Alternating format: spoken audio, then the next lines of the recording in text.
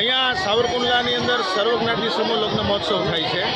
એમની અંદર દરેક પરિવારોની દીકરીઓ છે, જે ગરીબ છે, એકદમ નાજુક પરિસ્થિતિ છે, જેમની પાસે કંઈ છે નહીં, એવી દીકરીઓને અહીંયા 59 કન્યાઓ અને 59 વરરાજાઓ, જેમની સાથે જેટલા લોકો આવે છે ને ભોજન પ્રસાદની વ્યવસ્થા, જમવાની આપે છે, જાન માંડવાની વ્યવસ્થા આપે છે। અહીંયા બ્લડ ડોનેશનના મોટા મોટા કેમ્પો પણ અહીંયા રાખ્યા છે, અલગ અલગ વ્યવસ્થાઓ છે। અને દરેક મિત્ર મંડળ અહીંયા રામાપીર મંદિરની બાજુમાં અહીંયા જે લગ્ન થાય છે એમાં ખૂબ સારું એક આખા જગતને લોકોને આ કાર્યક્રમના માધ્યમથી એટલું બધું પ્રેરણા લેવા જેવું છે કે ગરીબ દીકરા દીકરીઓને એ નિઃશુલ્ક 1,40,000 રૂપિયાનો કરિયાવર, ચમચીથી માંડી અને કરિયાવર તેજોરીથી બધી બાબતો, એને નાની નાની બાબતોને પણ આપવામાં આવે છે કન્યાદાનની અંદર। અને 1 થી 1.5 લાખ રૂપિયાનો કરિયાવર આપે છે, જેમની અંદર આ કાર્ય દરેકને નિઃશુલ્ક કરી દેવામાં આવે છે। આમની નોંધ દરેક લોકોએ લેવી જોઈએ। ગરીબ માવતરની દીકરીઓ, દીકરા દીકરીઓ એ બહુ રાજી થઈને જાય છે। આ સંસ્થા 3જી વાર લગ્ન મહોત્સવ કરી રહી છે।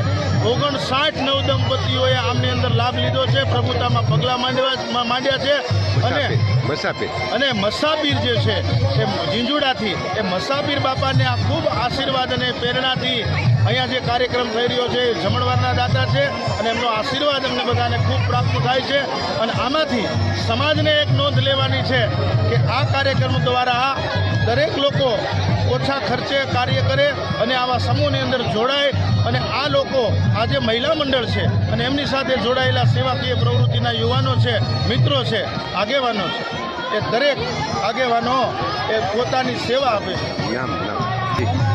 આ કાર્યક્રમની અંદર ભાઈ શ્રી રમેશભાઈ ચૌહાણ, ભાઈ શ્રી ધીરુભાઈ, ભાઈ શ્રી રાયાભાઈ, તેમજ પ્રવીણભાઈ, તેમજ તાત્કાલિક હનુમાન મહંતના એવા ભાઈ શ્રી પાંડેજી, તેમજ એમની ટીમ, યુવાનોની ટીમ એ આર્થિક, શારીરિક અને માનસિક સેવાકીય પ્રવૃત્તિ આપે છે, ખૂબ દાન પણ આપે છે। આ સંસ્થાઓને ખૂબ ખૂબ બિરદાવે છે।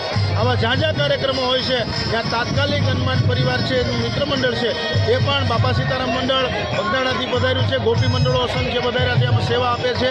અને દરેક દીકરા દીકરીઓને અનેક પ્રકારની બાબતોની જે જરૂરિયાત પડે છે, દરેક બાબતો એને અર્પણ કરે છે। ખરેખર સમાજને આ બોધ લેવાની જરૂર છે। આમનાથી એક સમાજને સારું સાવરકુંડલાના સેતુ તેનું નિર્માણ બને છે।